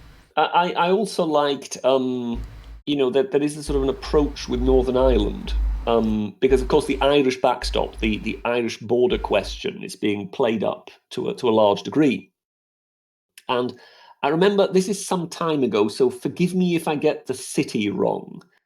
But I heard somewhere once that the economy of Northern Ireland was the equivalent of that of the city of Leicester or something like that. Right. So when it comes to the UK overall, we see this as our territory. So we see this as a sort of, our sort of sovereign land, which we're not going to have split off from ourselves. But at the same time, it isn't really that significant that we would go through an enormous amount of trouble or worry about it. So when it comes to the border, it's the Irish and it's the EU who are saying, oh, well, there'll need to be border control. Yeah. And it's the British who are basically saying, well, we won't put up any border controls. Yeah. I mean, if there is some significant smuggling between Northern Ireland and Ireland regarding fuel, regarding food, regarding cigarettes, whatever. But this is so small fry that we just don't care about it. And it can be dealt with as and when and at the time. Not to mention the fact that we already have so much pre-existing legislation with Northern Ireland because of the split. Things like the common travel area between Ireland and Northern Ireland, which was supposed to smooth things there, is something which doesn't end when freedom of movement is supposed to end, right? Because it's pre-existing legislation. Oh, look, that's a problem solved in and of itself. But the beauty of this whole thing that I'm referring to was when they basically just said, well, it's so insignificant. I mean, I say it's a matter of how much petrol or how many fags might the city of Leicester smuggle in and out if it were a separate territory. Do you understand what I mean? Yeah, I do. So if you look at it like that, you suddenly realize these aren't really that significant figures. No, I think really jury rigging is nailing it at the moment, and it says we have a generation of politicians who have never governed a sovereign UK. Right? Yes, do you see that? It's like it is so baked into everything that they do, and they don't. The people I've seen who've had, let's call it the spiciest response, have been old bands. I cannot remember who it was. Who I saw, one of these older bands, and they said, "Oh, you're supposed to be doing a Europe-wide tour. Do you think Brexit will affect that?" And he was like, "Do you think we didn't tour in Europe before Brexit? You stupid idiot!" Yeah. I think it was the Who, wasn't it? Yeah. No, it's when it comes to the Irish border. I mean, just recently they had an interview with Peter Bone on the BBC, where once again that was touched upon. But I have read various things, and I've seen various other interviews which kind of had a similar feel to it. And what Peter Bone was saying was basically that it's not going to be a hard border in Ireland because nobody wants it. And he said that the BBC, but surely there must be a hard border because these would be two different economic zones or whatever. And he said, yes, there would be two different economic zones. But the simple fact that you always keep forgetting is none of the parties involved want a hard border. Now, if nobody wants the hard border, who is going to put the hard border up? And he said, we are not going to put up a hard border. One of the problems that everybody envisages, if you put up a hard border in Northern Ireland, it's going to be attacked by the IRA and whatever. Yeah. So the British are just basically saying it isn't worth reviving the Troubles for the sake of that, yeah. for the sake of what fags might be smuggled across the border of Northern Ireland. So effectively what the British are doing is calling the bluff of the EU and Ireland. And they're basically saying, well, fine, we're not going to put up border control points. Now, if you want to put up border control points, we can't stop you. But are you really willing to put up border control points? Are you really willing to pay for the maintenance of that border? You would have to put up the border controls. You would have to basically deal with the security issues because there's a good chance they would be attacked. You would also have to take the political fallout because remember, this time around, it wouldn't be the big bad British putting up border controls. It would be the big bad Europeans. Yeah, and they can't have that.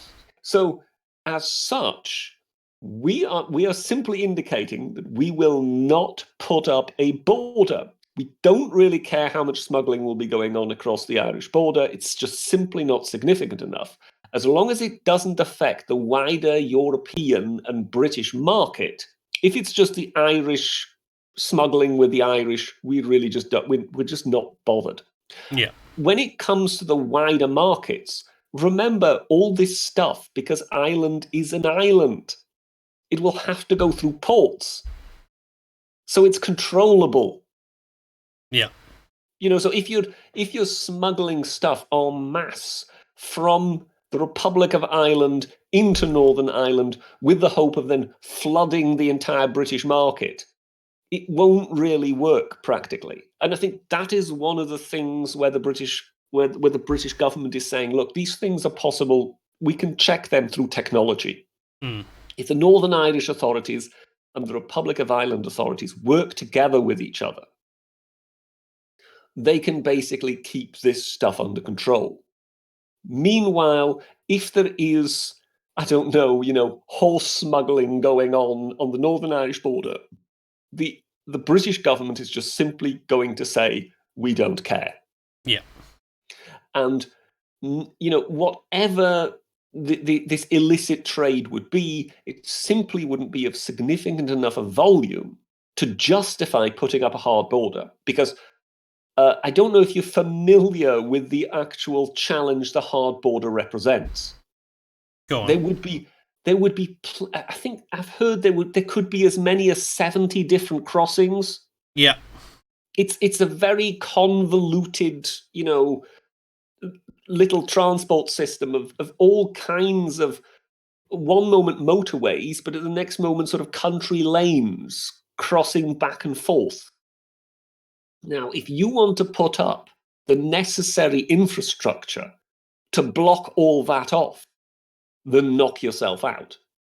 But that is effectively what the British are telling the Europeans and what they're telling the Republic of Ireland, as in, we're not bothered. Now, if you are bothered, are you willing to put this up? And that just reminds me of that's being called. All I can hear is Catherine Tate. Face bothered. Face bothered. Well, yeah, I mean, it's just the whole thing. Everything must be seen in proportion to the actual problem. And are you going to be smuggling tea across the Irish border, Bridger? Of course, yes. Yeah, I'll have a van. With massive signage, Yorkshire tea on the side. You should approach Yorkshire Tea and ask whether or not they want you to sponsor. Whether they could sponsor you. think it should be something with a machine gun tower on top in order to fend off the European feds as I in the night cross in order to bring tea to the Republic of Ireland. Yes. This stream has just been a gold mine for Flanders and Swan quotes. Like, there's another song called "The Bedstead Men" that they did, as saying, you know, we love every mountain, stream, and hillside. They have a beauty all can share, but not unless it's got a big brass broken bedstead there. It's like if you go walking in the country, you'll always see a single laceless left-hand leather boot and a brass bedstead. Don't think it's there by accident. You can track a member's route by the alternating prints of boot and sock. It's just such a good song. There's got wisdom indeed. Indeed. Talking of wisdom, I'm afraid I've forgotten who said it, but previously, when you so dreadfully mispronounced the Gracchi, as we were coming to an end on that, someone said that he believed Gracchus was the richest man in history. Right. That's incorrect. It is Crassus who is believed to have been the richest man in history. Crassus is the gentleman who was played by Laurence Olivier in Spartacus. And Crassus also kind of is a lesson in history. Now, Crassus came to wealth. I mean, you know, in those days, if you were one of these patrician fellas, you know, you just basically got money through inheritance and whatever. But I think with him, it wasn't that much, but he married well, if you know what I mean. So he got money like that. Then came the proscriptions, where Sulla was basically killing off his political enemies, and where it is believed that Crassus was adding new enemies onto the lists of people to be killed because he fancied getting their property. Thereafter, he worked a scheme in Rome in which he had a troop of slaves which would put out burning buildings. And he would basically, if there was a fire in Rome, he would turn up with his slaves and start negotiating with the neighboring houses. So basically, it was obvious that the neighboring houses of the burning building were about to go. Except, of course, he would basically offer a pittance for those buildings because, well, they weren't worth anything anymore. They were about to burn down any moment now. Yeah. And then, when he had bought them for a pittance, he would put out the fire with his firefighting slave army. I need a firefighting slave army. And of course, can you get it for me for Christmas? Yeah, I'll try my best. Thanks, Dad. What seemed suspicious was that how are these fires breaking out? Who is to say that he wasn't the one torching the buildings? Or himself. So he became ludicrously wealthy, but through very dubious means. But it is after that, so once he had accumulated incredible amounts of wealth, he then continued to get wealthier and wealthier still. And that's where people think he may have been the first capitalist. The first person to realize that you can make the money work for you. The Alpha Chad. And therefore, he then became biblically wealthy. And then, of course, came Spartacus. So Spartacus leads a slave revolt and goes rampaging through the Italian countryside. And unlike in the film, Spartacus was not necessarily that good a guy. So he got to the top of Italy, and the Romans had thought, okay, look, he's walloped us time and again that we've tried to stop him. He's got to the top of Italy. Why don't we just let him and his people escape? Except they then turned round again. Yeah, and came straight back. So it clearly seemed that, the heroic claim in the movie that all they wanted was their freedom and to get away and whatever. Well, no, they didn't it seemed that they had realized that they didn't have any other purpose other than to just, pillage the countryside. So Rome was quite desperate. Its armies had been defeated, and they were recalling Pompey from Spain, where he had his legions. And Crassus said, "Okay, no need to do that. Pompey can continue fighting in Spain. I will raise the army." Yeah. And literally, I will raise the army. So it won't be Rome paying for it and I will be the commander. No. It's mine. I will raise it, yeah.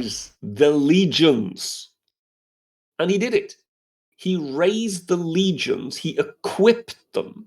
And I mean, I know we think of it today as, oh, well, swords and armor and shields. How much can it cost? This is the equivalent of buying aircraft carriers and fighter jets and whatever. This guy equipped a top of the range several Roman legions, and then took to fighting Spartacus and defeating him. Just for the bants. And of course, that established him as a major figure.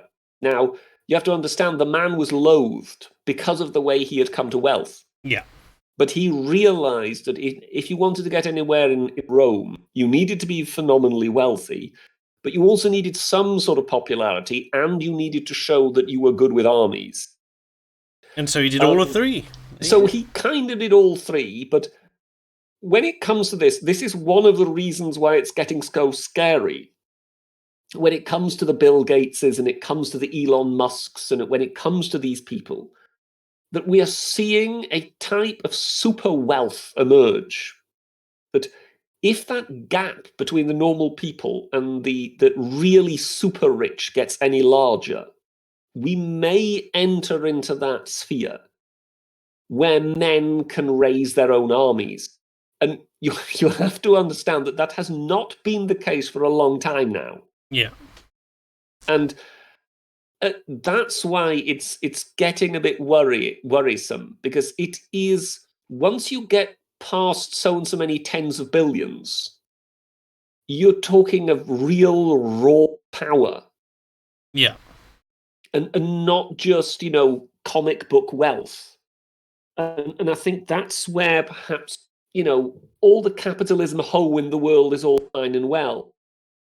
But you need to sort of ask yourself, how many people like Crassus does the world really want to sustain? Speaking of Bill Gates, there's some fun here with some interesting facts about just quite how wealthy he is.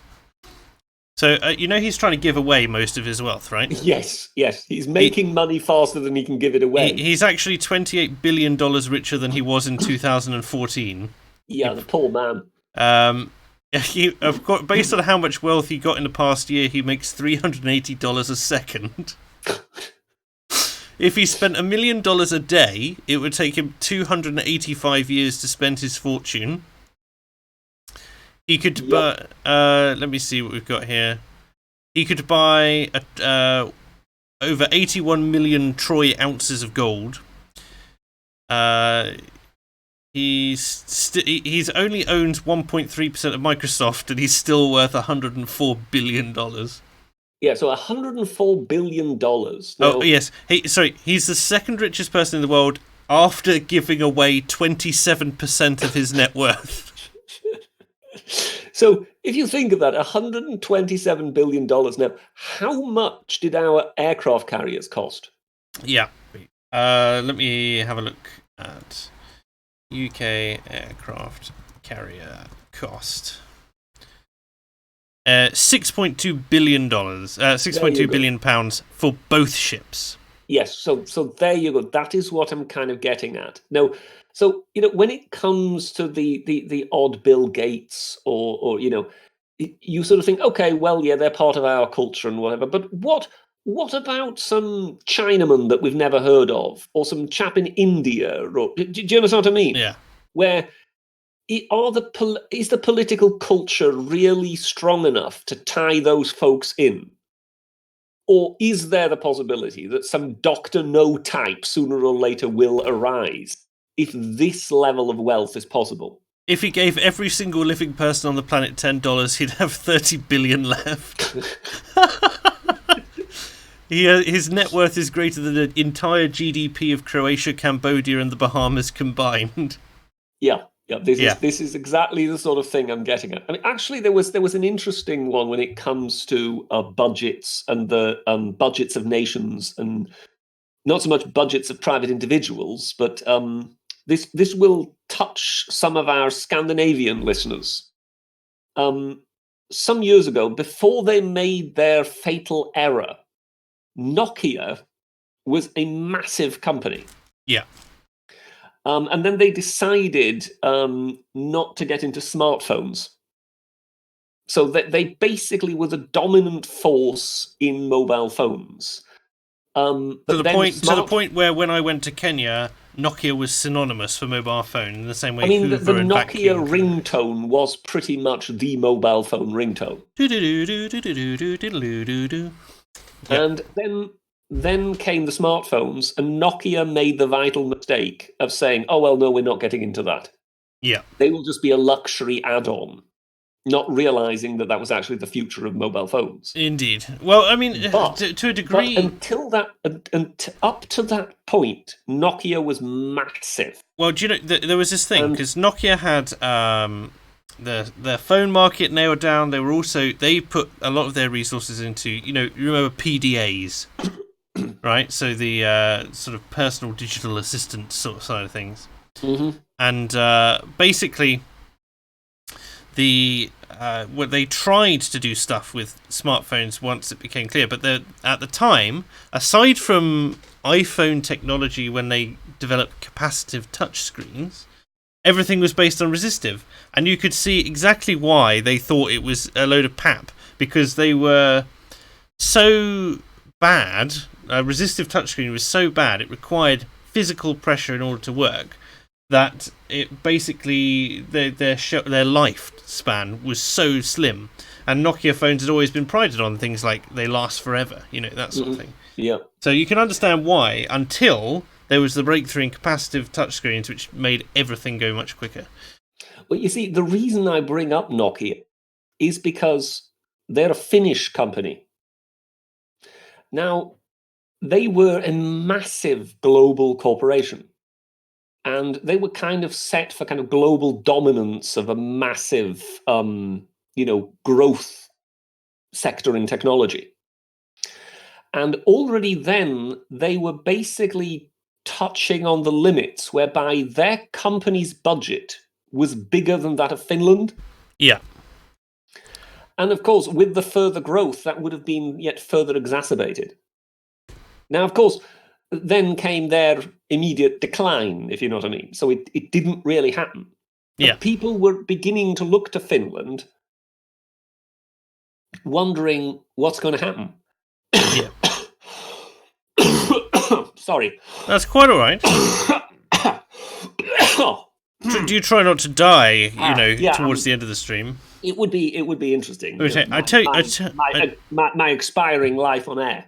But no, it was one of those questions, as in, what is going to happen when a corporation overtakes in financial prominence the actual state in which it resides? Who is more powerful, the CEO of the company or the prime minister of the nation? Hurrah, corporatism. Well, yes, I mean, but these are things that I think people need to, kind of think about. I think you need to... sooner or later, these things are kind of going to happen with the way we're going. I mean, all you've got to see is America, where money dictates the outcome of the elections, and it's the companies all lobby for that because it's they know that that's where the people's power resides. Talking of which, did you hear about Ross Perot? I'm not familiar. I mean, are you familiar with Ross Perot himself? I'm not, I'm afraid. Well, he was this very successful businessman who ran for president. Okay. What did he do now? Well, I think he was in computing. But he was quite right wing, and he was quite how should we say? He was quite conservative, quite orthodox. Yeah. And it was kind of believed that he had indeed made a mark for himself. A lot of people blamed him for Clinton winning, if I'm not mistaken, because it was believed that he split the Conservative vote with the Republicans. But Ross Perot apparently advised his heirs. I think he's died recently. I could be mistaken, but I think he has. And apparently he advised his 11 heirs all to give $9 million to the Trump campaign. Oh, wow, okay. Well, that's $100 million. Yeah. Because, of course, the guy was a billionaire. Yeah, he didn't care. So this was sort of in his latter days. So if that turns out to be true, I mean, right now it's sort of one of these stories circulating, if you know what I mean. But if that turns out to be true, that's $100 million just from that one source. Yeah. Which is, that's not unbiased at all. No, not at all. Right. I am going to round us off here. But Tim Cornish has donated $10 and says, absolute power corrupts absolutely. Just ask AA every Tuesday. So thank you very much for that, Tim. But unfortunately, I think it's time both to give British's voice a rest and there's a couple of bits and pieces that I need to do. But I'm hard at work on the next video in the Totally Accurate series that I'm hopefully developing into something more than just a mainstay. Thank you very much for 10,000 views on that from everyone who's watched it. If you want to see sneak peeks of the editing process as that all goes along, you can join Patreon, Subscribestar. I'll be posting it on both of those. In the meantime, follow The Britisher on Twitter, follow myself on Twitter, and we will see you next time. So thank you very much for joining us. Thank you very much for joining me, Britisher. It was an honour and a privilege, as usual. Of course it was. Take care, everybody, and good night. Toodle pip.